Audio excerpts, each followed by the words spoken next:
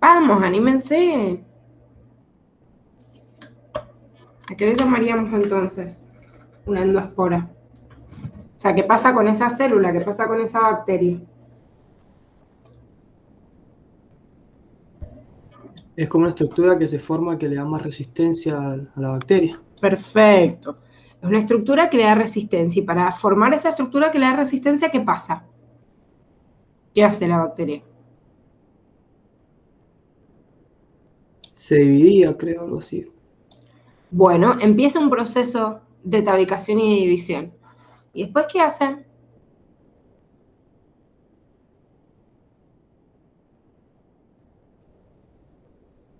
Se lisa. Bueno, pero antes de lisarse. Y ya se hace como resistente al calor. Bueno, ¿y cómo hace eso? ¿Cómo se vuelve resistente al calor?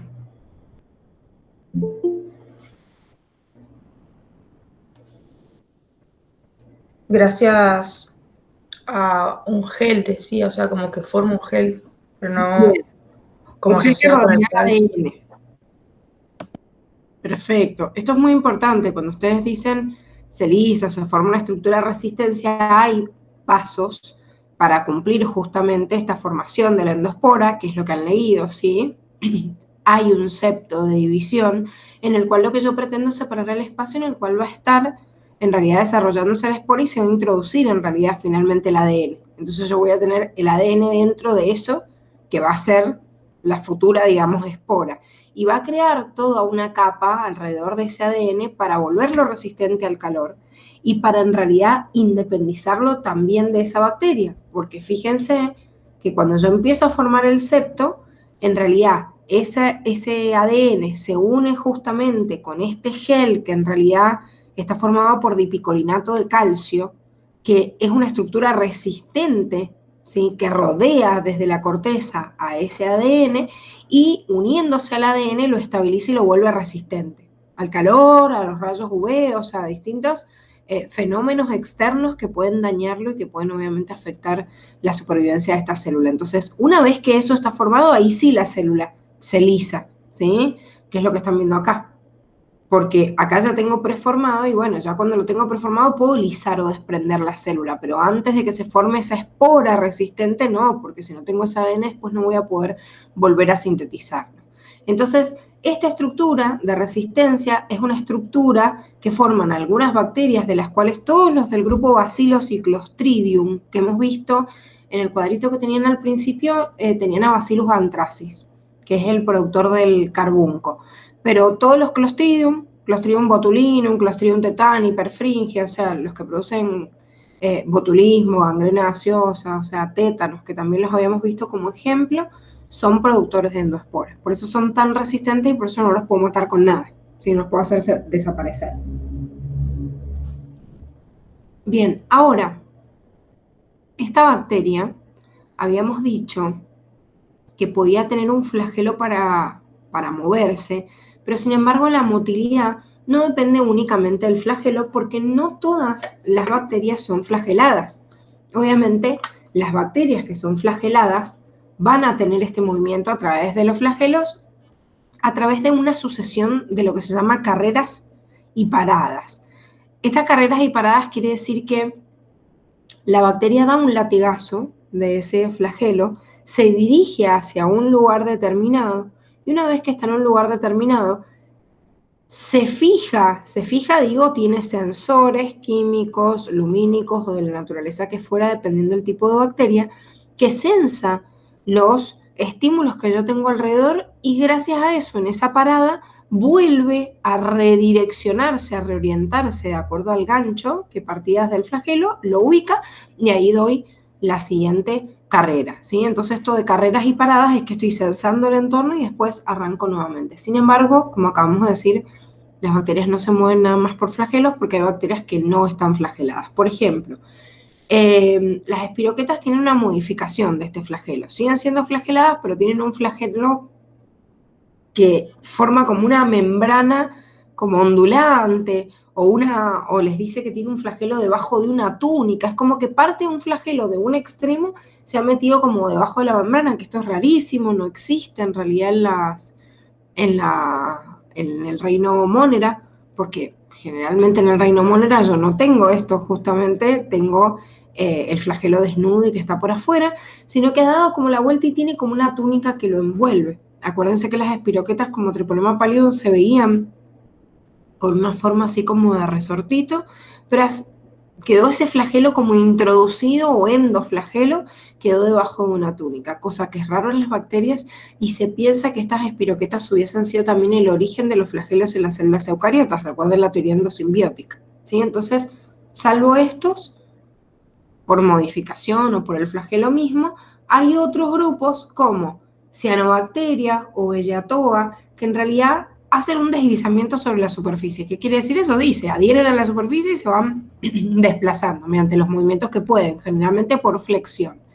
Y algunas, obviamente de hábitat acuático, como cianobacterias también, o bacterias púrpuras verdes y algunas arcaeas, se mueven mediante flotación por las vesículas de gas.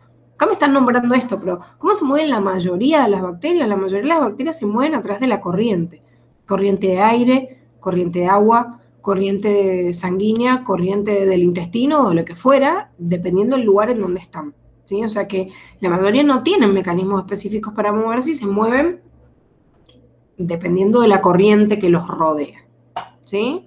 Estas serían algunos mecanismos específicos por los cuales varío ese mecanismo básico que sería a través de corrientes, como dijimos recién. Ahora, si yo tengo flagelos, estos flagelos que habíamos nombrado ayer, a veces están en un polo, bien, digamos, ubicados en un polo, o a veces hacen esto como se ve acá, que desde un polo salen como varios y se hacen como un rulito. Fíjense, no sé si alcanzan a ver la diferencia, que acá se ve un solo flagelo, igual que acá. En cambio acá se ven de un extremo que están saliendo como muchos pelitos y están corriendo hacia un lugar determinado, que cuando se abren o se bifurcan se puede visualizar así.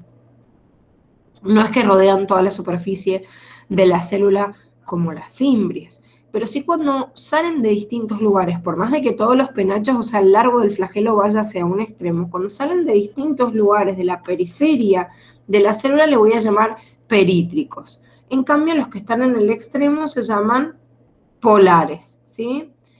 El perítrico lo que hace es esto justamente, al batirse como flagelo y al tener una determinada distancia entre uno y otro, generalmente permiten que la bacteria gire, o sea, se vaya acercando hacia un lugar dando como vueltas, o sea, como trompos. En cambio, las bacterias que tienen flagelo polar se desplazan hacia un lugar, pero hay flagelos que son polares reversibles, quiere decir que su mecanismo, su rotor desde el gancho, va hacia un lado y puede retroceder, o sea, hacer como marcha atrás. Quiere decir, el flagelo puede girar para el otro lado y hacer marcha atrás, y hay otros unidireccionales que no pueden. O sea, que siempre van para adelante. Si quieren pegar la vuelta, tienen que hacer así, ir girando, digamos, hasta volver, pero nunca pueden hacer marcha atrás, ¿sí? Esto es una cuestión de mecanismo de cómo rota el flagelo o no, pero en realidad polar quiere decir que esté en un extremo, ¿sí? Y esos son los mecanismos, digamos, que pueden llevar a cabo para poder desplazarse. ¿Hasta acá vamos bien?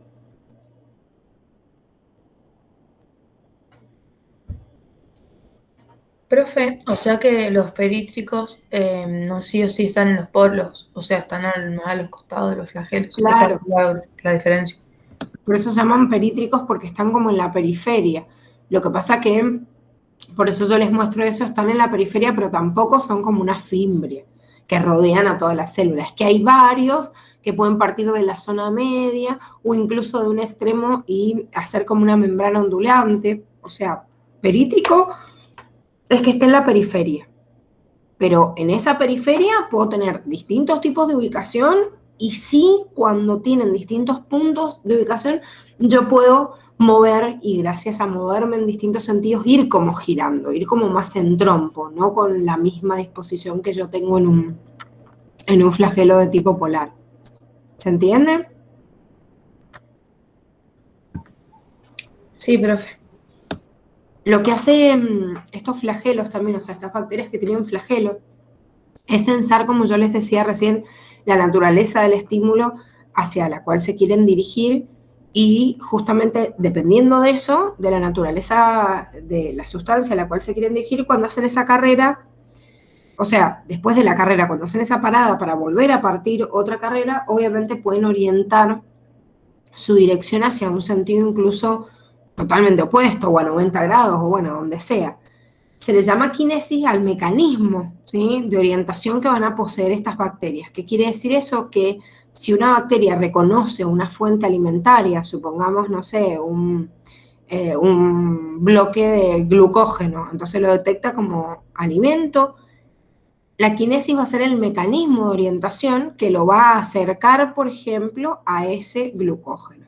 Pero cuando yo reconozco eso en vías de un, digamos, de un tramo final, de un estímulo final en esa carrera, tengo que reconocer la dirección de ese estímulo para mantenerme en el mismo sentido. Y van a haber algunos estímulos que sean positivos y otros que sean negativos.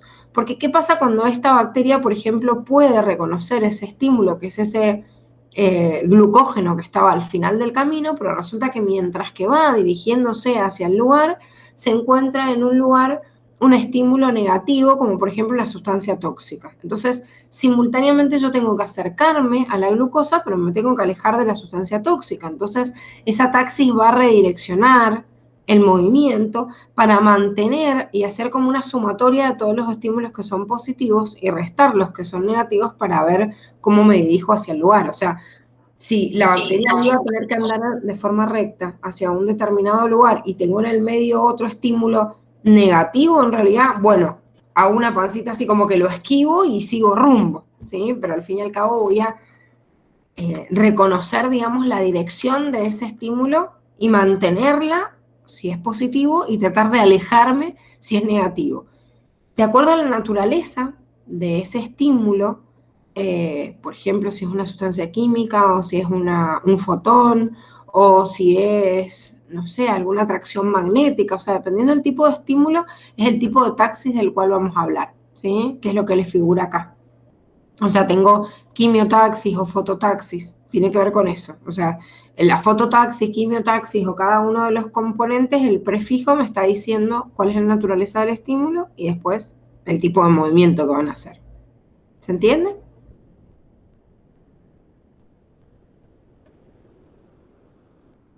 Siempre están los dos mecanismos, no es que sea uno o el otro. No, son los dos porque en realidad uno es el que permite la orientación y el otro el reconocimiento de los estímulos. Entonces la orientación depende justamente de ese reconocimiento de los estímulos. Digo que la bacteria para moverse tiene, tiene kinesis y tiene taxis. ¿Sí? Esas son las dos cosas, obviamente. Profe, yo no entendí bien lo de quimiotaxi o fototaxi, eso me perdí. Eso es de acuerdo a la naturaleza. Fíjate en el prefijo. Puedo decir magnetotaxis, puedo decir distintos tipos de prefijos dependiendo de la naturaleza del estímulo. O sea, quimiotaxis, ¿qué quiere decir? Que la bacteria se está orientando, eso es taxis, hacia un estímulo químico. Quimiotaxis es que la bacteria tenga receptores en el exterior, o sea, en la membrana o en la pared, que reconozcan determinada sustancia química. Que reconozcan, por ejemplo, el glucógeno y se quieren acercar, o que reconozcan la naturaleza de un tóxico y se quieren alejar. ¿Sí? O sea, me habla del tipo de estímulo negativo o positivo que la bacteria va a captar, pero no es la bacteria nada más, chicos. Estos tipos de estímulos distintos también los utilizamos nosotros y lo utiliza cualquier tipo de especie. O sea, nosotros nos alejamos de estímulos o tratamos de alejarnos de estímulos negativos y nos acercamos a estímulos positivos. Por ejemplo, si hay un haz de luz muy intenso, uno tiende, por ejemplo, como reflejo a cerrar los ojos, ¿sí? Y a alejar el estímulo. Es más, nos tapamos los ojos o hacemos ademanes, digamos, gestos que tienen que ver con la protección de ese estímulo externo porque tiene mucha intensidad. Sin embargo, no es que la luz sea mala, es que quizás en esa intensidad sea mala, pero por otro lado, el ojo busca como estímulo a la luz para poder captar el exterior. Entonces también abre o dilata la pupila cuando hay poca luz para poder captar más cantidad y poder visualizar. Esas son respuestas, por ejemplo, a la luz. No tengo que ser un fotosintético para responder a la luz, nada más puedo responder a la luz por distintos motivos. Bueno, responder positivo o negativo es dar una respuesta compleja a ese estímulo. La bacteria no da una respuesta compleja al estímulo, pero sí manifiesta el movimiento, o sea, el tipo de quinesis en base a ese estímulo, ¿sí? La bacteria no hace como nosotros, que me puedo tapar por ese estímulo negativo o puedo hacer lo que sea. No, la bacteria simplemente procesa dos tipos de respuesta a partir de las posibilidades que tiene. O me acerco o me alejo a ese estímulo. No tengo otra opción, pero es responder dependiendo del tipo de estímulo del cual se trate. ¿Se entiende, Marti? Sí, sí, profe, gracias. De nada. Bueno, les voy a compartir la otra parte que vamos a seguir con este tema. Estaba en otro Power. Bueno, bien, después de haber visto toda esta parte de introducción que ya empezamos desde ayer, haber visto estas estructuras de resistencia, incluso la forma en la cual las bacterias se mueven, lo que vamos a hacer ahora en esta última partecita es ver cómo se reproducen y cómo se alimentan. Con respecto al proceso de reproducción, nosotros ya habíamos visto algo sobre la reproducción de las bacterias. ¿Cómo se reproducían todas las bacterias? Fisión binaria. Bien, a través de un mecanismo que se llamaba fisión binaria. Si yo quisiera ver a la célula y no al organismo, le llamábamos también al proceso de división a mitosis, pero al fin y al cabo este proceso de división simple o fisión binaria es la única forma por la cual la bacteria puede pasar la información, pero de forma vertical.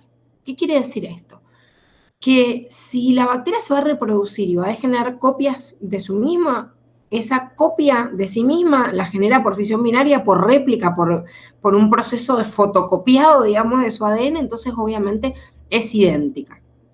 Ahora, las bacterias, a diferencia de un montón de otras células eucariotas, tienen mecanismos para pasar la información de forma horizontal y de esta manera crear variabilidad genética, ¿sí?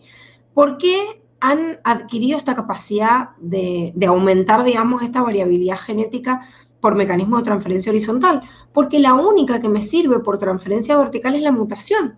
Recuerden que nosotros habíamos visto en evolución que el origen de la variabilidad genética era una mutación, era un cambio en el ADN.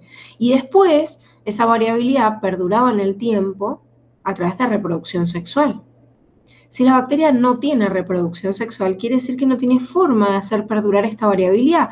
Y a veces estas mutaciones me generan un cambio sumamente positivo y digo, bueno, buenísimo, quizás se implantan encima en poco tiempo en una generación y me dan una característica realmente ventajosa. Pero la mayoría de las mutaciones no son ventajosas. La mayoría de las mutaciones que tienen los organismos son desventajosas, generan características que no me sirven, que drásticamente por ahí matan a ese individuo que las porta. Entonces, tener como único mecanismo de variabilidad genética la transferencia vertical no hubiese explicado la gran evolución que tiene este reino y estos dominios, en realidad, en la naturaleza. Estos mecanismos de transferencia horizontal se llaman conjugación, transformación y transducción. Transferencia horizontal quiere decir pasar ADN al de al lado. O sea, no verticalmente de padre a hijo, sino pasar ADN al de al lado. Y esto es lo que crea la capacidad en las bacterias de aumentar su variabilidad. Esto que ya introdujimos un poquito al ver estos apéndices de las bacterias, que son los pilus, es un mecanismo que se llama conjugación. La conjugación es el pasaje de plásmidos, que como ya vimos es el ADN extra cromosómico que tiene la bacteria, que acá está pintado en azul para diferenciarlo del ADN cromosómico. Se replica, obviamente, previamente, y después pasa a la otra célula. La verdad que los esquemitas de esta página yo los uso bastante porque se ven como bastante bonitos y animados, pero esto recuerden, porque acá parece que le estuviera pasando como la mitad de su ADN, que primero se replica y después pasa. O sea que no es así, como tal cual como les está mostrando acá. O sea, este anincito que veo acá, este plásmido, genera una copia de sí mismo y una vez que ha generado una copia, el pilus le permite el pasaje de esta información genética a la célula vecina y ya quedan replicadas, digamos, en las dos por igual, ¿sí? No se pasa la mitad como se ve acá, sino que se replica previamente. Este es el motivo por el cual algunas veces algunos autores se atrevieron a llamar a la conjugación como el mecanismo de reproducción sexual de una bacteria. Como decir, la bacteria positiva pasa, qué sé yo, a una negativa, o dadora y receptora, o masculina o femenina, pero al fin y al cabo, fíjense que una vez que termina el proceso, la célula negativa se termina transformando en positiva, porque obviamente ya tiene el plasmio y por ende tiene la capacidad de sintetizar ese pilus, que era la estructura que permitía el pasaje de ese plasmio hacia la otra bacteria. ¿Para qué me sirve este plasmio? Y bueno, ya sabemos que ese plasmio es material extracromosómico, así que seguramente si la evolución lo favoreció para que permaneciera una bacteria y se la pasara a los demás es porque algo que le genera una característica positiva a la bacteria.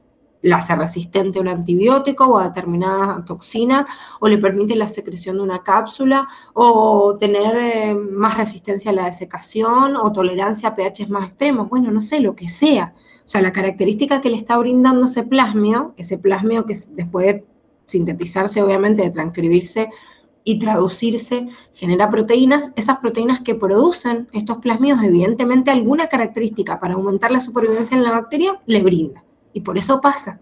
Si sería algo nocivo, o sea, la bacteria no tendría ni medio interés de pasarlo hacia la siguiente generación, todo lo contrario, o sea, querría eliminarlo directamente.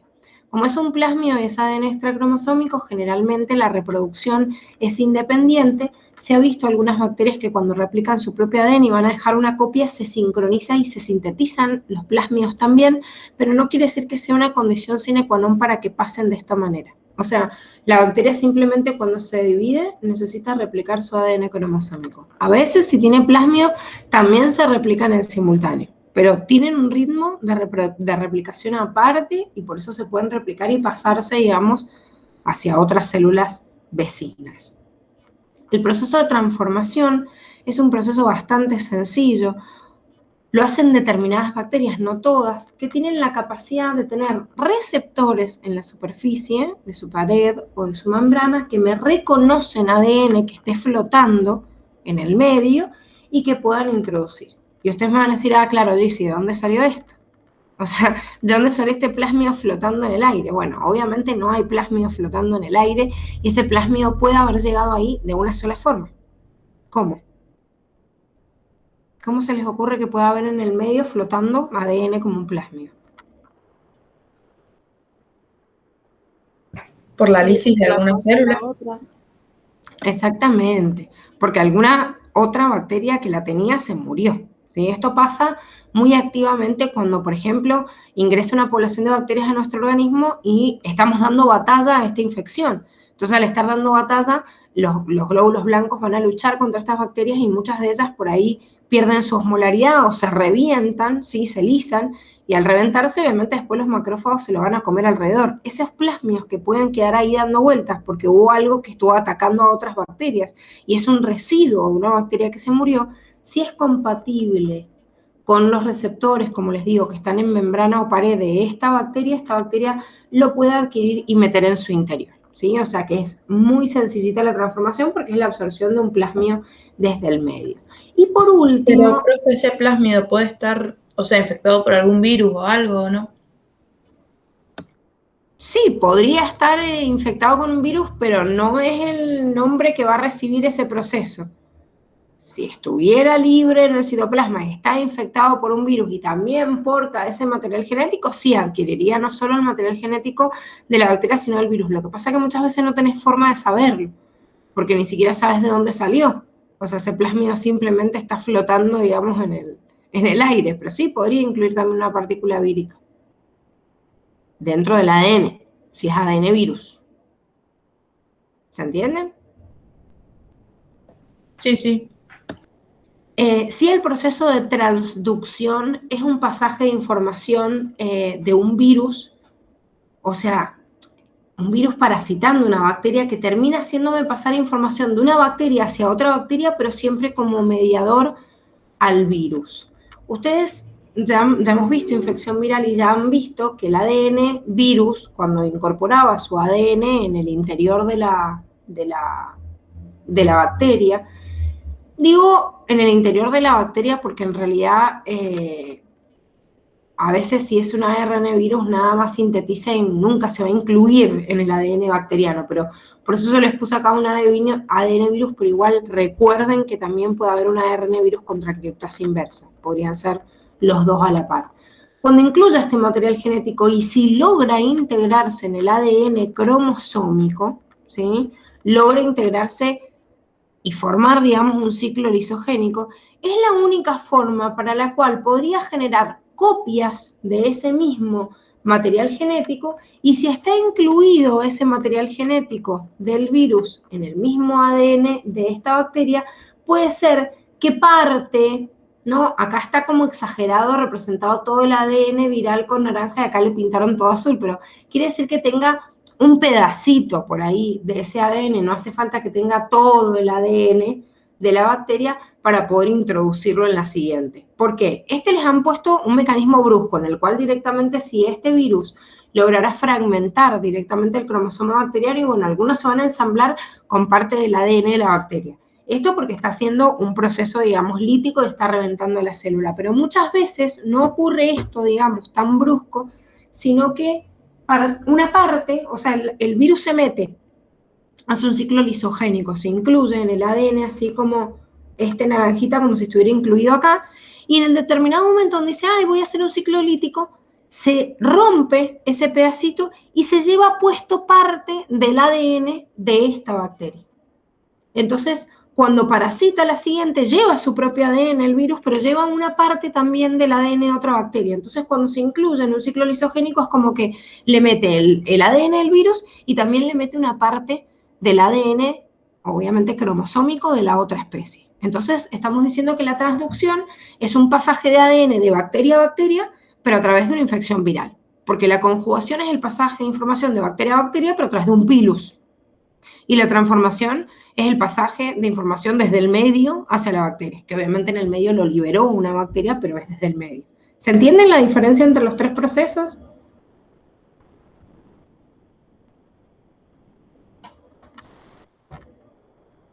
Sí, profe. ¿Sí? Hay una unidad en Curtis toda entera que se llama elementos génicos móviles y que nos explica bien todo esto y nos detalla. Y yo muchas cosas para tratar de que ustedes se hagan una idea de esto, se los estoy explicando para que puedan comprender el proceso, pero toda esa unidad de elementos génicos móviles, la facultad no la toma, o sea, la sacó, que es la unidad en donde está incluida la parte del virus y solo dejó infección viral. Entonces, habría como mucho para leer y para tratar de entender cada uno de estos procesos. Sin embargo, esta unidad, que es la de Monera, solo me nombra estos procesos. O sea, muy por encima les dice conjugación, transducción, y hay un pie de página que me dice, bueno, esto es esto y esto, y no explica más nada. O sea, que tampoco es que tienen que saber específicamente o cómo se corta, cómo se incluye, cuándo sucede, porque todo ese proceso como más específico que avala, digamos, la explicación de esto, de los elementos génicos móviles, o sea, elementos génicos o ADN que va saltando, va movilizándose de un organismo a otro, es como todo un capítulo que la facultad lo sacó. O sea, que nada más tienen que conocer como el concepto y la idea general, porque eso es lo que nombra Monera, ¿sí? Entonces, conjugación, hago el pasaje de material genético de una bacteria a otra a través de un pilus. En la transformación, la bacteria absorbe material genético del medio y en la transducción hay pasaje de información genética de una bacteria hacia otra, pero a través de la infección viral. Eso es lo que tienen que saber. O sea, todos los dibujos y todo, si no entienden específicamente el mecanismo, como les digo, lo tienen nada más para tratar de entender un poquito el concepto general, pero ni siquiera lo profundicen mucho porque la facultad misma no se los va a tomar. Bien, ahora, tenemos un apartado acá que nos habla de los antibióticos. Los antibióticos son sustancias químicas que han sido aisladas desde los hongos o desde las mismas bacterias, ¿sí? El primer antibiótico conocido, como sabemos, es la penicilina y fue sintetizada a través de un hongo que se llama Penicillium notatum y fue hallada por un médico inglés llamado Alexander Fleming, que en realidad se piensa que fue accidental su descubrimiento, después dijeron que no era tan accidental. Bueno, como fuera, en realidad el bacteriólogo estaba probando determinadas sustancias y descubrió que este hongo inhibía el crecimiento de una población de bacterias, o sea, una colonia que estaba en realidad haciendo un cultivo y en determinados lugares donde se contaminó con este hongo dejaron de crecer. Entonces, bueno, desde ahí se empezaron a probar un montón de sustancias, sobre todo de los hongos, pero como les digo, de bacterias también, que inhiben el crecimiento. Ahora, el mecanismo, cómo llevan a cabo este proceso de inhibición, varía dependiendo del tipo de antibiótico. Existen muchos mecanismos de los antibióticos, chicos. Cuando estén en la facu van a ver 9 o 10 mecanismos distintos. Curtis les ha presentado 3 nada más, como principales. Entonces, sepan que pueden encontrar otros conceptos distintos y de hecho en farmacología lo van a ver distinto. Pero a grandes rasgos digo, bueno, ¿qué hace un antibiótico?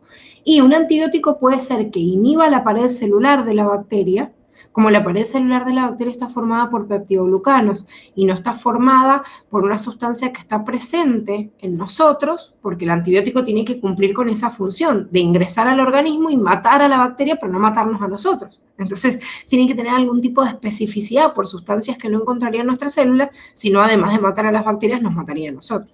Cuando yo inhibo la pared, inhibo esa pared de peptidoglucanos que desestabiliza a la bacteria, pero no daña a la célula propia. Por ejemplo, la penicilina G o las cefalosporinas actúan de esta manera, inhibiendo, ¿sí?, la pared celular. Después podemos inhibir a los ácidos nucleicos. Los ácidos nucleicos de una bacteria también son distintas a las de una célula eucariota. Este ADN circular y determinados marcadores moleculares que tienen, solo lo voy a encontrar en las bacterias y no lo voy a encontrar en las células eucariotas. Entonces, al inhibir la síntesis de los ácidos nucleicos, lo que inhibo no es a la bacteria en sí que está viviendo, sino que no se pueda replicar. Y esto es importante porque estos antibióticos, como la trimetropina, el nitroimidazol, sulfamina, rifampicina, son eficientes, son mucho más eficientes quizás que otros que son como de amplio espectro, pero inhiben la síntesis de ácido nucleico. Eso quiere decir que la generación que está viviendo de bacterias no le va a hacer nada a este antibiótico. Porque si yo evito que sintetice el ácido nucleico, quiere decir que voy a evitar que haga en una segunda fase la síntesis proteica o en su efecto que pase esta información genética a la siguiente generación, pero no mata a la bacteria. No es como esta que inhibo la pared, entonces desestabilizo directamente la homeostasis de la célula. Acá estoy afectando como a la segunda generación.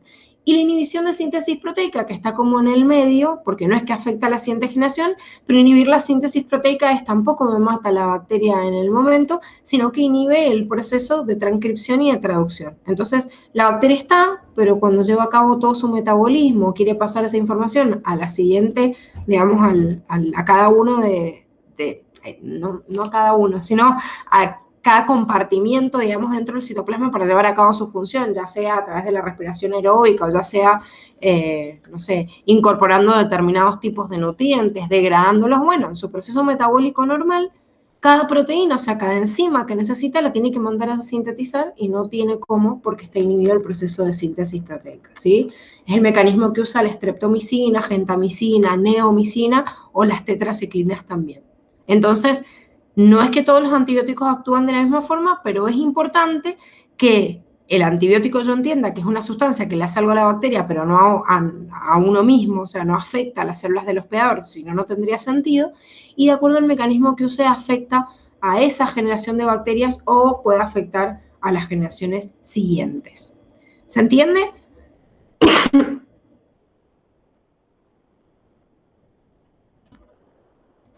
Sí, profe.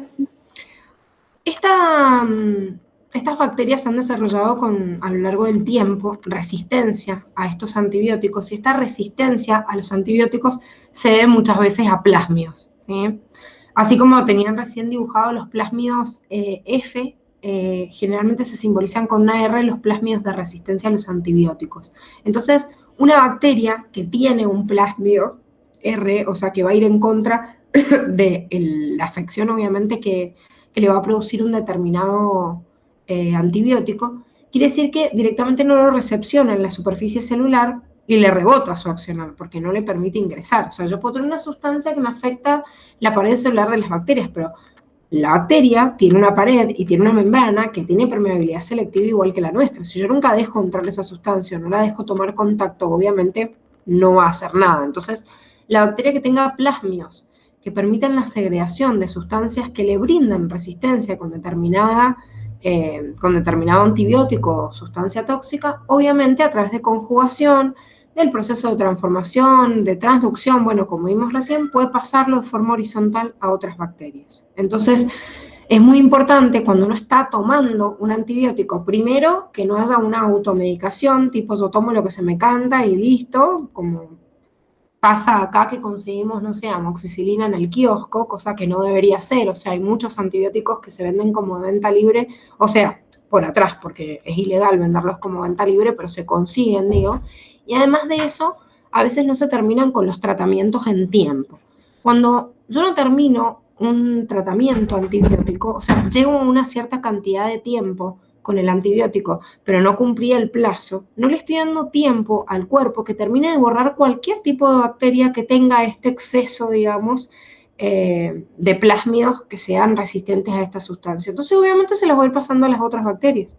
Y de a poco va a ser una población súper numerosa, obviamente, de componentes, o sea, de bacterias que son resistentes a esa sustancia y chau, o sea, se acapararon y se agarran una reinfección que es 10 veces peor, ¿sí? Entonces es muy importante, si bien hay una selección que hemos visto de tipo direccional hacia la resistencia a antibióticos, hay bacterias que se han incorporado como hasta material propio la resistencia a antibióticos y ni siquiera la han transmitido como plásmido, sino que el plásmido con el correr del tiempo se ha hasta incorporado dentro del cromosoma bacteriano. Entonces, cada vez obviamente las bacterias son más superpoderosas y cada vez es más difícil irles en contra. Eso también es real y hay una selección de tipo direccional a lo largo de todas las generaciones, más allá de la automedicación que uno haga o no, o la resistencia que genere uno. Sí hay una tendencia a una resistencia a los antibióticos que hace que todas las bacterias cursen una selección de tipo direccional, de la misma forma que lo hace un insecto contra un insecticida,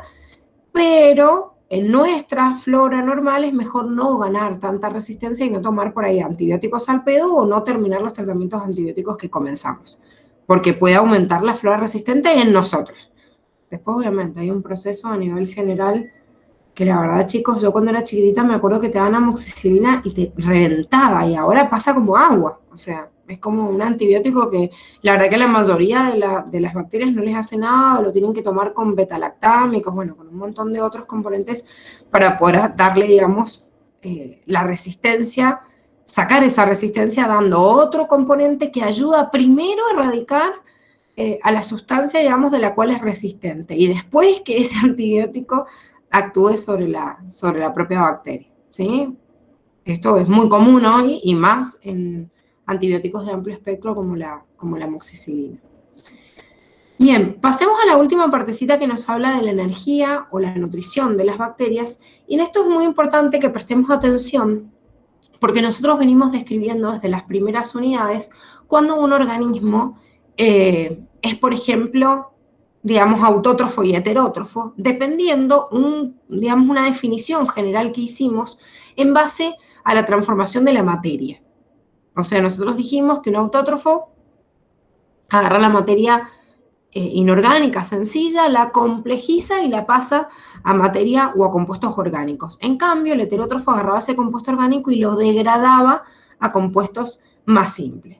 Esto es verdad, o sea, es la forma en realidad que yo tengo de utilizar estos compuestos y por eso justamente la utilización de las fuentes de carbono hacen que yo defina a todos los organismos de la naturaleza, no solo a las bacterias, como litótrofos, aquellos que utilizan compuestos inorgánicos, lo que nosotros habíamos llamado también autótrofos, y organótrofos, aquellos que utilizan compuestos orgánicos que también habíamos llamado heterótrofos. Sin embargo, no todos. Sacamos, además de la fuente, digamos, de carbono, sacamos la energía del mismo lugar. Como fuentes de energía, yo puedo obtenerla de la luz o obtenerla también del mismo compuesto orgánico, ¿sí? Esta fuente de energía, cuando es de la luz, yo digo que el organismo es fotótrofo, y cuando sale el compuesto orgánico es quimiótrofo. Ahora, ustedes fíjense en los ejemplos que nosotros vimos en la naturaleza. El autótrofo clásico que nosotros vimos como tipo una planta o una cianobacteria o una alga, es aquel que obtiene la energía de la luz y que además obtenía, digamos, el carbono de los compuestos inorgánicos, ¿sí? Porque lo transformaba en orgánico, o sea que era fotótrofo y litótrofo a la vez, que se llama fotolitótrofo. Y por otro lado, el heterótrofo como nosotros, que consume materia orgánica, y bueno, yo digo, y sí, utiliza, del compuesto orgánico saca el carbono y también saca la energía. Entonces era como quimiótrofo y organótrofo a la vez, o quimio-organótrofo, y era lo que nosotros habíamos descrito. Existían dos formas nada más en la naturaleza, y de hecho todos los otros reinos de la naturaleza solo varían entre estos dos grupos, o son fotolitótrofos o son quimio-organótrofos, y ya. En las bacterias existe dos combinaciones más, o sea, las 4 combinaciones, digamos, posibles de estos grupos, en los cuales existen formas de vida y asociaciones que no existen en otro grupo. Entonces, por eso es importante definirlo acá y hacer la aclaración de cada uno de los términos. En el cuadrito que tienen como de resumen de cada uno de estos grupos van a ver que hay organismos fotolitótrofos, fotoorganótrofos, quimiolitótrofos y quimiorganótrofos. Y uno dice, ¿cómo puede ser? Y sí, existen formas de vida solo acá, que obtengan de la luz, digamos, la energía, pero fíjense que hacen una fotosíntesis rara porque no obtienen el compuesto inorgánico, digamos, el carbono, sino del compuesto orgánico. Entonces consumen compuestos orgánicos, pero a la vez hacen fotosíntesis a través de la luz. Y uno dice, ¿cómo hace un organismo que, digo, bueno, saca la energía de un compuesto químico, pero de un compuesto químico inorgánico? O sea, es quimiolitótrofo. Sí, los hay. Hay grupos de bacterias que se las ha llamado quimiosintéticas. Y sí es verdad que esto en la unidad 1 lo nombramos al proceso de quimiosíntesis en paralelo a la fotosíntesis, y que existen algunas bacterias que hacen esto. Obtengo la energía del compuesto, digamos, del compuesto químico, pero en realidad también utilizo como fuente de carbono un compuesto inorgánico. Si bien acá tienen algunos de los ejemplos, todo este apartado de la unidad de Monera, primero, tengo que tenerla clara en química y me va a ayudar para repasar, y más ahora que están viendo... ¿Cuándo rinden redox? El 2 de julio. El 2 o el 5 de julio. No, ¿cómo? Si esa semana rinden biología. El 2, está bien. No, el 5 es a la otra. Sí, el 2 que debe ser viernes. Bueno, rinden dentro de poquito, así que les va a servir, o sea, la semana que viene, el viernes, les va a servir para repasar. ¿Por qué? Porque todas las reacciones que tenemos acá de estos distintos tipos de organismos que estamos presentando acá, la forma en la cual yo entiendo cómo obtienen, ya sea aunque la fuente de energía salga de la luz y no de un compuesto químico, o de dónde sale la fuente de carbono, son todas reacciones redox en las cuales yo tengo que entender qué es lo que está pasando para ver de dónde está sacando la energía cada uno de estos compuestos, ¿sí? Esto es lo más importante, ver de dónde saca cada uno de estos organismos los compuestos que necesita y algunos ejemplos puntuales. Bien, ahora, fijémonos en el primer grupo de los fotótrofos, que eran los que obtenían la energía a partir, obviamente, de la luz. Ahora, el fotótrofo, obviamente, es autótrofo. O sea, es autótrofo quiere decir que hemos visto que va a partir, volvamos acá, es fotótrofo, pero obviamente su parte de materia y no de energía, que sería la fuente de carbono, puede venir de un compuesto inorgánico orgánico. Esto es un condicionante, o sea que puedo tener fotolitótrofos o fotoorganótrofos dentro del grupo de las bacterias. Sin embargo, lo que me interesa también para discriminarlo, y por eso están acá, es que hay bacterias que son, digamos, hacen fotosíntesis, pero hacen fotosíntesis oxigénica, liberando oxígeno, y hay otras que no liberan oxígeno. Entonces, además de dividir a los organismos como fotótrofos, ¿sí?, como autótrofos fotosintéticos, se los ha dividido en fotosíntesis oxigénica y anoxigénica, porque es muy importante la diferencia y los grupos son muy drásticos. Entonces, los primeros que tienen descriptos acá son fotótrofos que hacen fotosíntesis oxigénica, de la cual encontramos a las bacterias que venimos nombrando desde siempre, desde la unidad 1, que son las cianobacterias.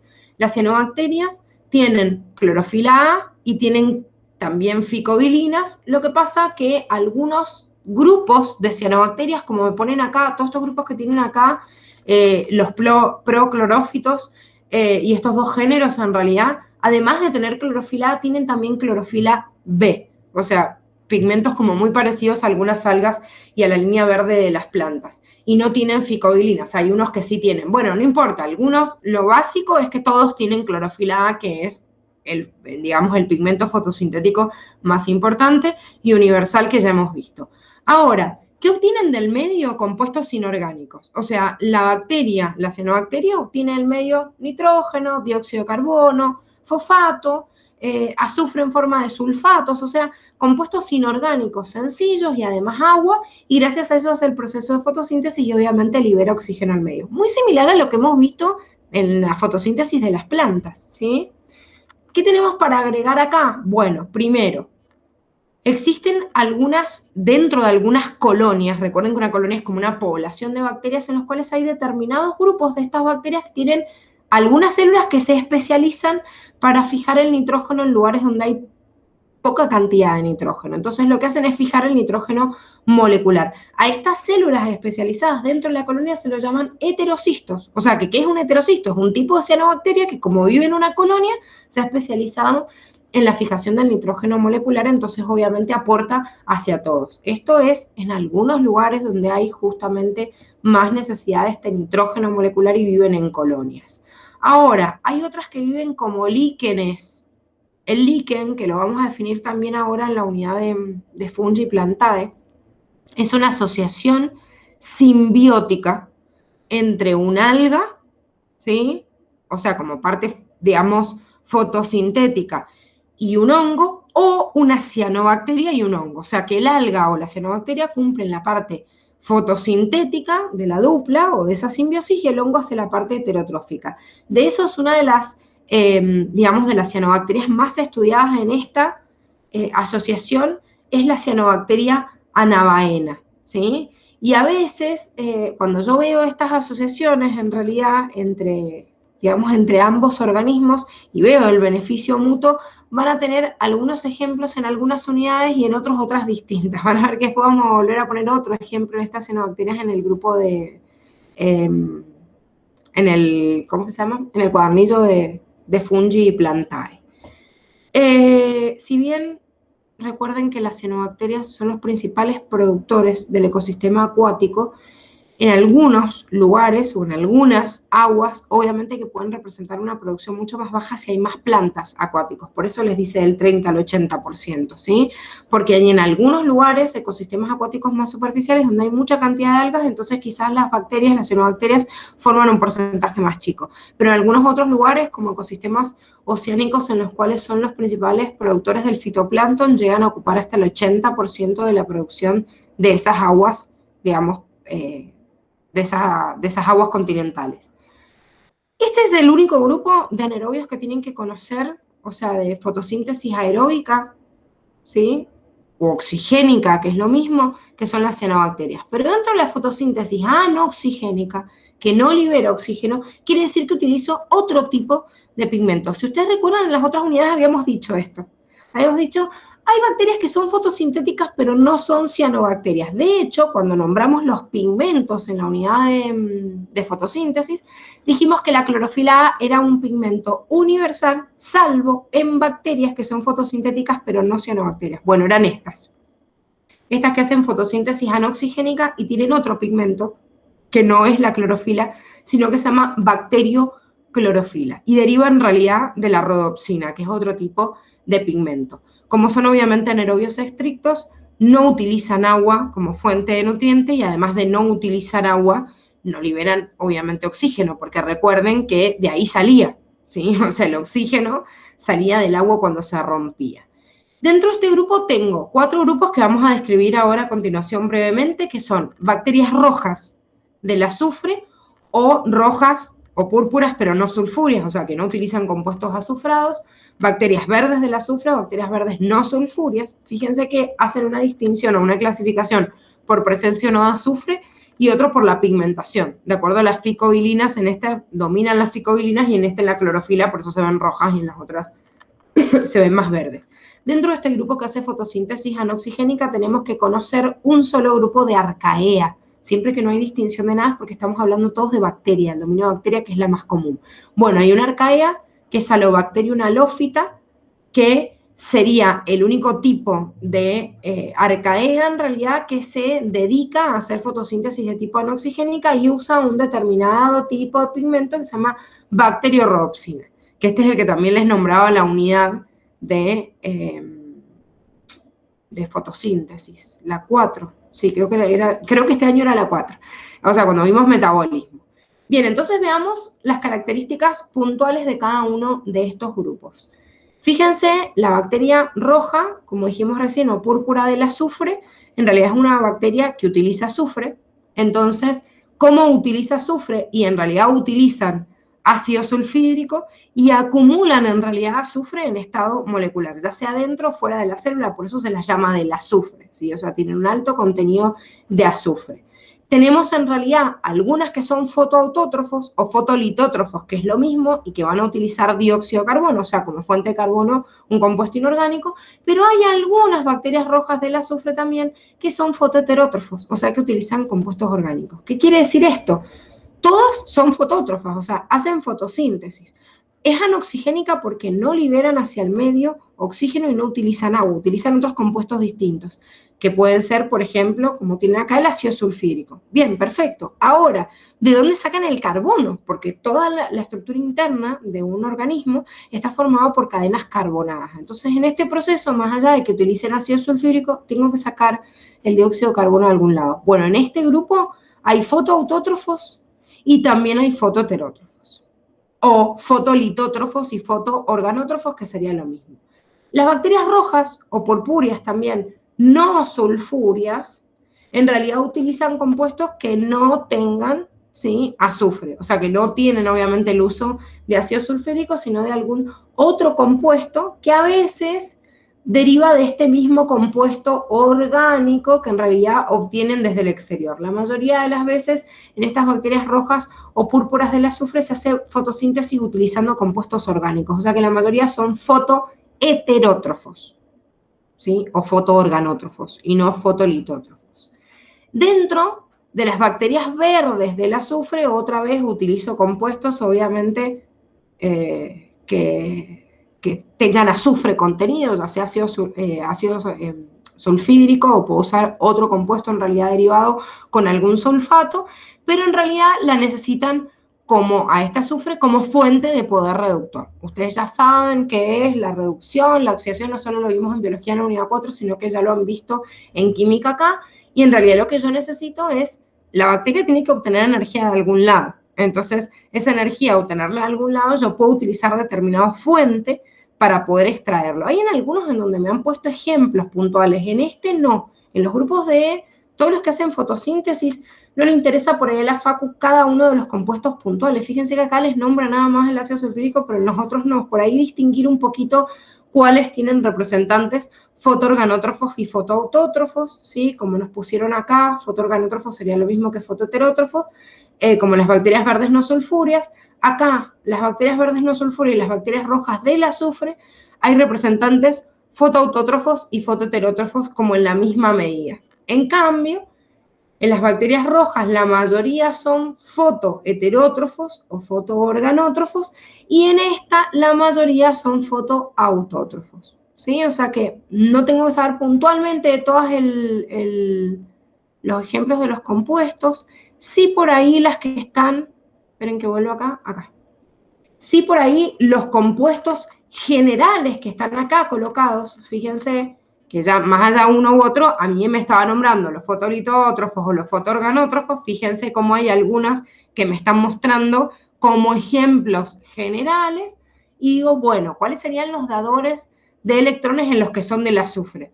Y como son del azufre, obviamente en la mayoría voy a encontrar, ¿sí?, ácido sulfídrico, voy a encontrar azufre. Y en compuestos orgánicos, fíjense lo inespecífico que nos los coloca, alcoholes, qué sé yo, ácidos grasos, o sea, compuestos orgánicos en general. Sin embargo, hay en otros grupos en donde sí tengo que conocer un poquito más específico cómo se van a diferenciar estos grupos. Por ejemplo, dentro de los quimiolitótrofos, que son autótrofos quimiosintéticos, ¿sí? Quimiolitótrofos, obtengo la energía desde una sustancia química y obtengo el carbono desde un compuesto inorgánico. Fíjense, dentro de los compuestos inorgánicos más comunes, los que me han puesto, de acuerdo al tipo de grupo del cual se trate, ¿sí? Hidrógeno, amoníaco, o sea, ácido sulfúrico. Me han puesto muchos compuestos que después los voy a encontrar repartidos en cada uno de estos grupos. Los quimiolitótrofos se los llama grupo de los oxidadores. Los oxidadores, como ustedes saben, alguien que oxida hace perder electrones. Entonces el oxidador produce el efecto en determinado compuesto que se oxide y pierda los electrones, y gracias a esos electrones que pierde le entrega energía a él mismo. Estos 5 grupos son los que vamos a ver ahora a continuación detallados, ¿sí? Oxidadores del hidrógeno, del nitrógeno, del azufre, del hierro o del metano. Fíjense en los oxidadores del hidrógeno. El oxidador del hidrógeno va a sumar obviamente oxígeno al hidrógeno. Y si yo sumo oxígeno al hidrógeno, lo que puedo hacer es formar agua. Pero además de formar agua, libero calor porque es una reacción exergónica. Además de ser exergónica, va a ser una reacción que también me va a liberar energía. Y esa energía es la que le interesa a este grupo de bacterias para poder vivir. Dijimos que un organismo que hace quimiosíntesis obtiene la energía desde los compuestos químicos. Y en este caso, de un compuesto inorgánico. Bueno, perfecto. El hidrógeno, cuando se une con el oxígeno, desprende energía y esa energía es utilizada por la bacteria. Recuerden que yo estoy acá oxidando al hidrógeno porque ¿quién se reduce en esa reacción?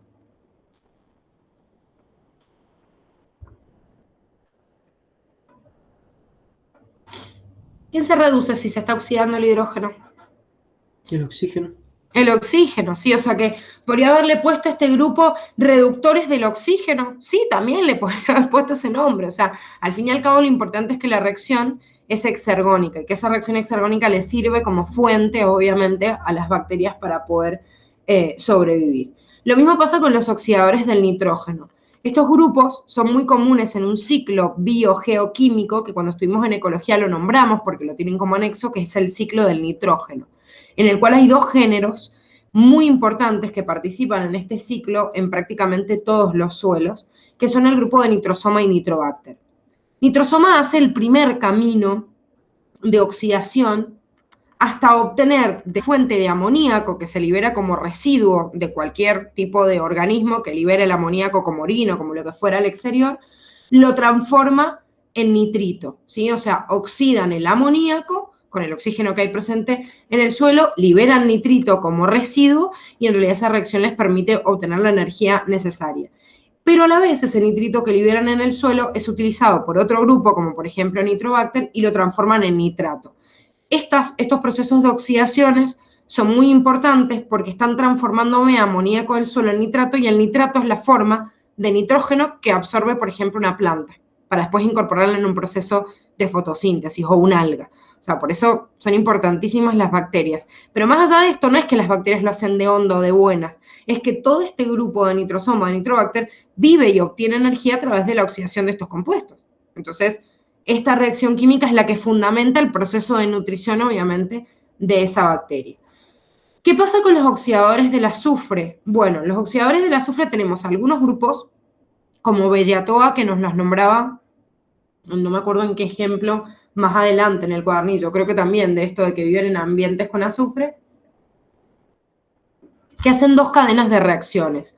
Una, que van desde el ácido sulfúrico o el sulfuro de hidrógeno, hasta obtener azufre en estado molecular y luego lo transforman en sulfato, u otros grupos de bacterias como Thiobacillus, del cual yo desde este compuesto, ¿sí? Desde el inicial, ya sea, bueno, acá está el les ponen sulfuro de hidrógeno, pero acá está el bisulfuro porque está ionizado, depende de cómo lo encuentren, chicos, ¿sí? A veces está unido a una roca o disuelto en un contenido, entonces a veces me ponen la reacción para poder entender el pasaje, pero me lo colocan de la forma más común encontrar en la naturaleza, pero lo puedo encontrar disuelto en agua o lo puedo encontrar en realidad no ionizado como sulfuro de hidrógeno y no como bisulfuro, pero otra vez voy a obtener a través de la oxidación completa, digamos, no como acá, directamente el sulfato. Entonces, hay grupos de bacterias que lo obtienen de uno u otro, pero lo importante es que estoy obteniendo desde una fuente de azufre el sulfato para liberar al exterior, que también hay algunos productores que lo utilizan de esta manera.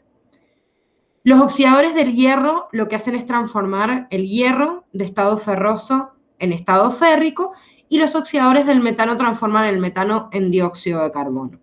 Todos estos grupos de oxidadores obtienen la energía de esta manera. Pero ojo, es importante entender que en la naturaleza esto también está compensado en las reacciones, quizás no exactamente con la misma reacción química, pero hay otro grupo de bacterias, que son los quimioorganótrofos o heterótrofos, que hacen lo contrario, y los llamo reductores. Fíjense, recién nombramos 5 grupos de oxidadores de distintas fuentes de compuestos. Bien, era el que hacía quimiosíntesis, pero a través de un compuesto inorgánico. Bueno, pero hay otro grupo de bacterias que hacen el proceso de obtención de energía química desde el compuesto químico, pero son heterótrofos, o sea, son organótrofos, y utilizan un compuesto orgánico, pero a través del proceso de reducción de determinado compuesto y de utilizar la energía desde ese compuesto orgánico, vuelven a restituir los determinados valores de las sustancias químicas que utiliza el grupo anterior. Por eso fíjense que cada uno es igual. El otro eran oxidadores del hidrógeno, estos son reductores de oxígeno.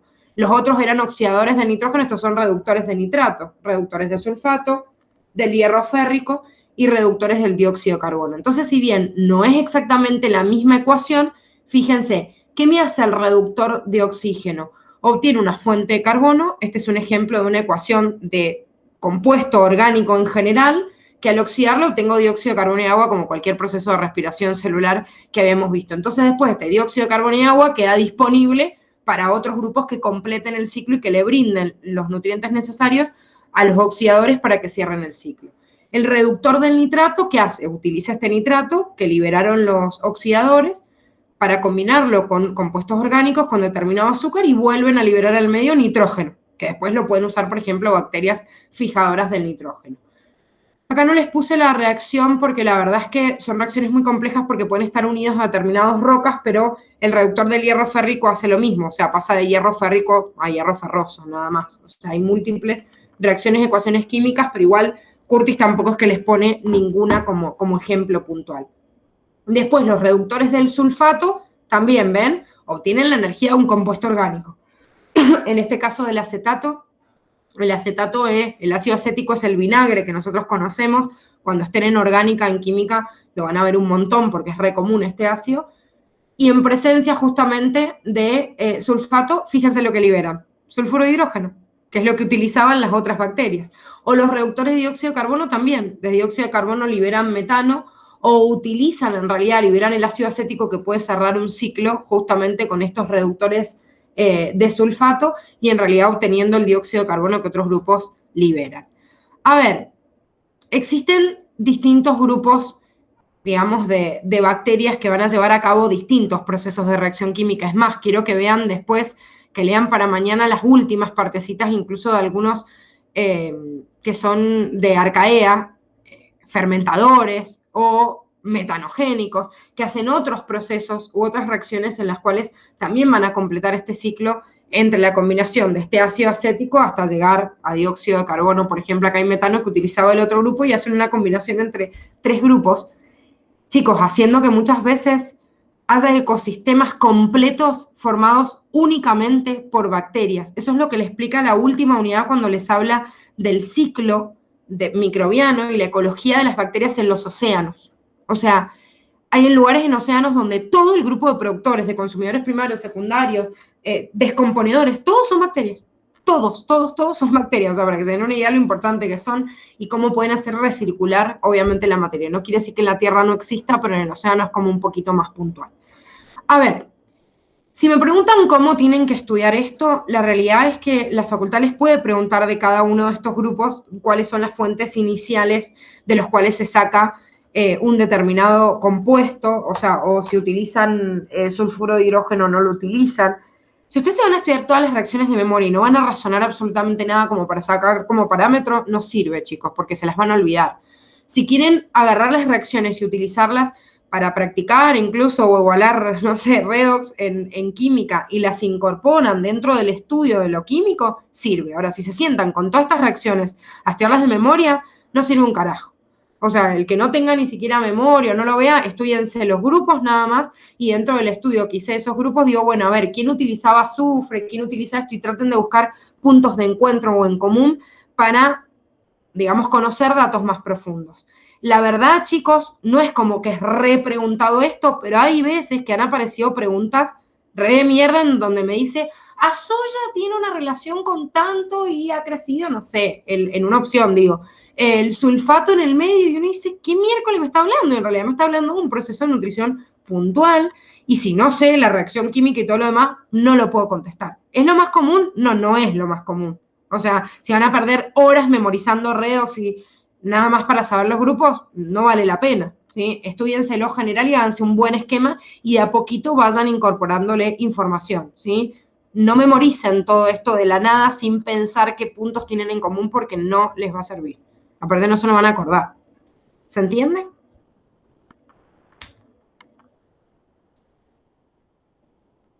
¿Se quedaron mareados después? Un poquito. Para mañana igual vamos a hacer, hay algunas preguntas que por ahí van apareciendo en el examen y en el TP para que ustedes puedan en realidad entender qué tipo, qué modelos de pregunta la facu les puede hacer justamente de esto. Así que tranqui porque igual lo vamos a practicar para que sepan con qué profundidad se